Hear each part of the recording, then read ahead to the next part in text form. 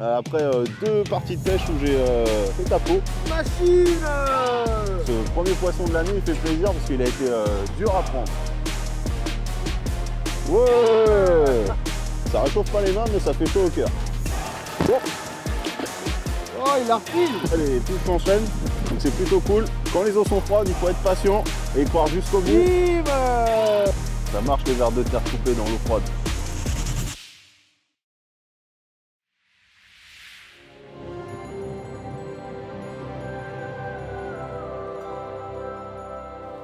Baptiste. Baptiste. Oh non. Qu'est-ce que tu fais? Oula, dur retour à la réalité. Hein. Ça caille ici, hein. C'est pas la Thaïlande. Hein.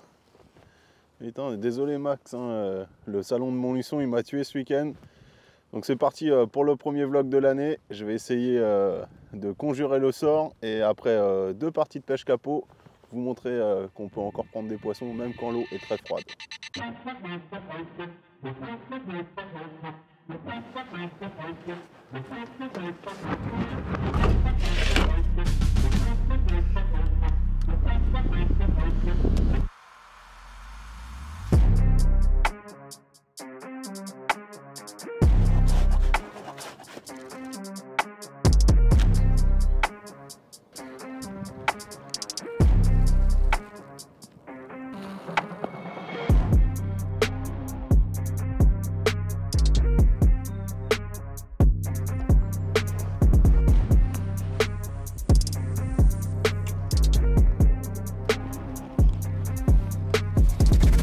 Et mince. Bon, première touche, cassée. Ça au bout de 5 lancers.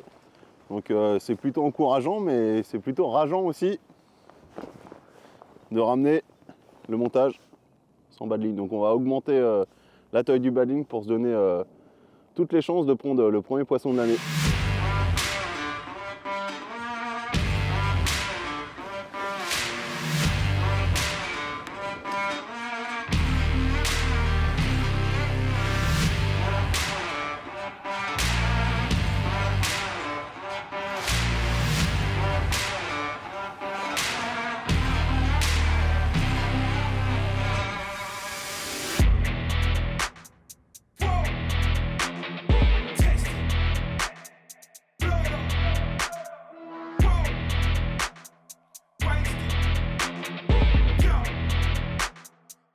Bon bah on pourra dire Max que ça a été long parce qu'après une casse au bout d'1 heure de pêche et de longues heures sous la pluie à attendre une touche, j'ai eu ma première vraie touche et surtout le poisson dans l'épuisette. Alors ça me change des derniers poissons que j'ai pris en 2024 et donc là c'est vraiment mon premier poisson de l'année 2025 après 2 parties de pêche où j'ai fait capot. Et bah ça réchauffe pas les mains mais ça fait chaud au cœur. Donc déjà la mission du jour de prendre un poisson c'est rempli. Donc est-ce que c'est le fait d'avoir coupé quelques vers de terre et d'avoir ajouté ça dans mon amorce qui a déclenché les touches?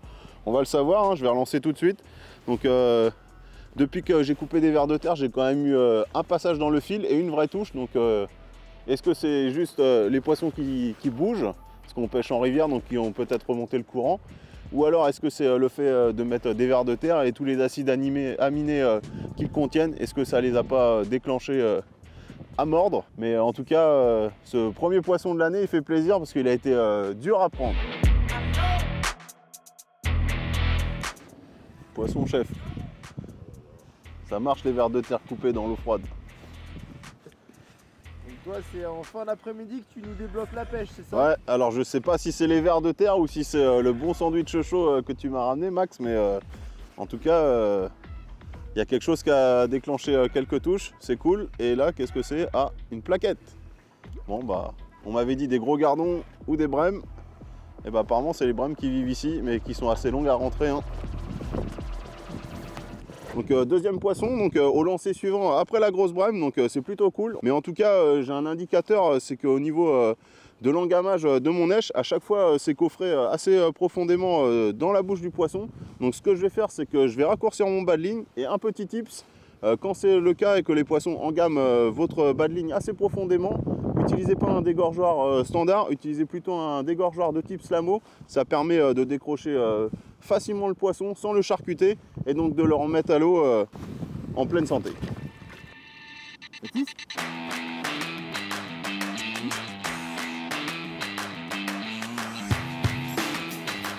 peut même plus faire la sieste tranquille.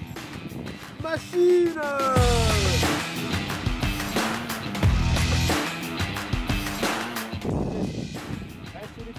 Allez, travail d'équipe.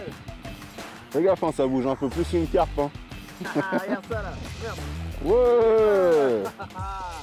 Ça va, je suis bon en épuiseur ou pas? Ça va, on voit que tu as des années d'épuistage de tonton Bruno Médou. Bah ouais. Ça me ressemble un peu. Une grande brème, Max. Eh, ça me donne presque envie de pêcher au cou, moi. Oh, putain, ça y est, on en a encore converti. Hein. Bim. Bon bah, troisième poisson de la session. Alors après une longue attente comme on vous a dit, hein, là les touches s'enchaînent, donc c'est plutôt cool. Et j'ai même... Oh. Hop là. C'est plus ce que je disais. Oh. Oh, il a refile. Mais c'est un professionnel. Donc troisième poisson de la session. Donc comme on vous l'a dit, hein, ça a été long, mais là les touches s'enchaînent. J'ai laissé pêcher ma ligne 8 minutes et j'ai eu la touche. Donc comme quoi, quand les eaux sont froides, il faut être patient et y croire jusqu'au bout. Je commence à m'endormir derrière ma station, mais bon, il y a quelques poissons à prendre, donc c'est cool. On va essayer d'en prendre encore quelques-uns et vous les montrer à la caméra. Ouais, t'es bouillon là, qu'est-ce qui t'arrive là? C'est Ouais, maintenant je sais que tu pas. te réveilles. Apparemment, ils arrivent à 4h30, le monsieur qui habite à côté, c'est ce qu'il nous a dit.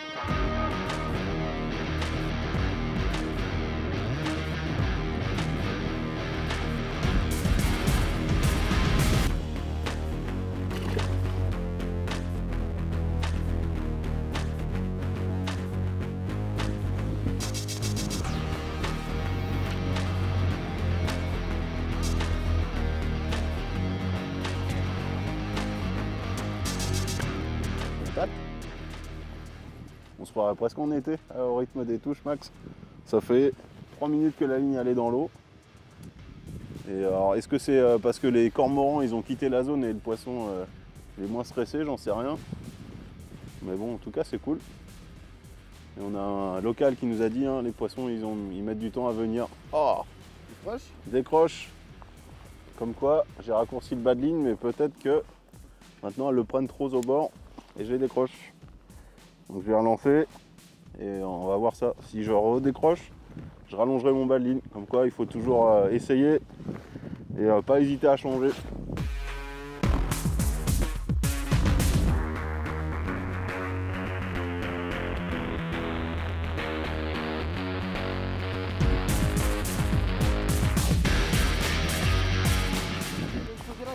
Là, je suis en feu là. C'est un truc de ouf. Ça fait combien de touches là? Là, ça s'enchaîne. Là, ça fait 4 poissons en bourriche, une décroche juste avant. Et là, à peine lancé un poisson. Comme quoi, c'est le timing. J'étais en train de prendre une corde pour la mettre au bout du palan derrière, me pendre. Parce que j'en pouvais plus.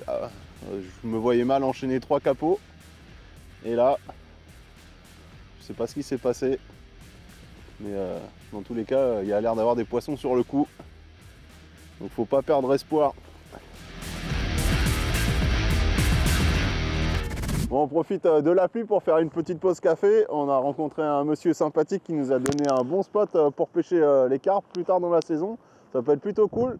Donc les touches elles se calment. Je vais en profiter pour boire un petit café et vous parler de l'amorce que j'ai utilisée aujourd'hui. Donc comme vous pouvez le voir, l'eau elle est très claire. On a eu beaucoup de précipitations en début d'année, mais là ça fait 15 jours qu'il n'avait pas plu. Bon, malheureusement aujourd'hui ça redémarre.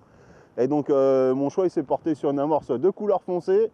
J'ai pas fait quelque chose de compliqué. L'amorce que j'utilise dans la plupart des vlogs, donc Supernatural Céréales Biscuit, Supernatural Dark, ça fait un mélange gris. J'ai ajouté de la terre dedans pour appauvrir, alourdir et recoller parce que là on est il y a environ 5,50 m, 6 mètres de fond, donc ce qu'il faut c'est avoir quelque chose qui se dissolve pas trop à la descente. Et quelque chose que j'ai fait pour avoir une granulométrie plus épaisse de mon amorce, j'ai ajouté du maïs concassé que j'ai ébouillanté hier soir et que j'ai intégré dans mon amorce quand je l'ai mouillé. Donc ça permet d'avoir une granulométrie un peu plus grosse. On est en rivière, ça permet d'avoir des particules qui restent dans le fond et qui sont lourdes. Et donc ça permet de garder les poissons sur le coup. Ça fait un petit attrait visuel. C'est quelque chose que j'aime bien faire à la belle saison avec du maïs broyé. Mais là, vu la profondeur et le courant, je privilégie un maïs concassé. L'homme est en feu. Ouais, après une belle accalmie, là on vient de reprendre quelques passages dans le fil. Et une dernière touche sur une petite tirette. Donc c'est pour ça que je suis passé sur un feeder plat cet après-midi, contrairement à un feeder type Exchange Distance.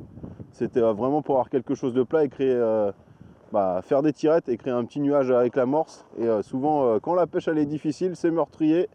Et là, ça se confirme avec le dernier poisson de la session. On a eu bien froid et on a eu quand même la visite de quelques brèmes et quelques plaquettes. Un beau moment d'euphorie. Ça s'est calmé, mais bon, ça a été long, mais ça a été bon. On a pris des poissons, c'est cool. Je vais la décrocher, vous la présenter. Et avant de conclure le vlog, je vous parlerai de mon montage, qui est un petit montage parfait pour pêcher dans les eaux froides quand les poissons sont difficiles comme aujourd'hui. Donc comme je vous l'ai dit sur le dernier poisson, je vais vous parler de mon montage avant de clôturer ce vlog qui a été plutôt froid et aussi humide avec la pluie. Donc le montage, le petit montage Steve Ringer qu'on vous présente depuis quelques mois. Un montage 100% en tresse, on est en eau froide, les poissons ils sont vraiment en léthargie, donc ils sont très lents à manger, donc autant se donner un maximum de chances de voir les touches. Et également, j'ai remarqué quand j'utilise ce montage, ça me permet vraiment de voir quand il y a des poissons sur mon coup. On a le moindre poisson qui frôle le montage, on le voit dans le sion. Donc un corps de ligne avec une tresse en 8 centièmes. Sur dessus, j'ai glissé une potence souple. Cette fois, elle est réalisée en tresse. C'est un petit produit qui va arriver dans l'année. Donc ça apporte encore plus de sensibilité au montage parce que on a une potence souple. Donc il n'y a vraiment aucune résistance quand le poisson le prend. Donc ensuite, on a environ 20-25 cm de fluorocarbone pur en 25 centièmes. Donc ça permet de bien écarter mon bas de ligne et de bien présenter mon bas de ligne dans le courant. Et ensuite, j'avais un bas de ligne qui a oscillé entre 1 mètre et 70 cm aujourd'hui, donc avec un fluorocarbone pur en 14 centièmes et au bout, mon petit hameçon préféré, un pôle spécial en taille 14. C'était parfait pour y mettre 2 gozer ou un petit bout de terreau aujourd'hui. Bon, le vent se lève, et puis le mec derrière la caméra il commence à avoir froid. Je pense qu'il est temps de clôturer ce vlog. Si vous l'avez aimé, on compte sur vous pour mettre un petit pouce. Et si vous ne nous suivez pas encore sur tous nos réseaux sociaux, faites-le. On a plein de contenus, plein de tips. Vraiment de quoi vous donner envie d'aller à la pêche. Et surtout vous apporter le petit plus pour prendre encore plus de poissons que vos copains.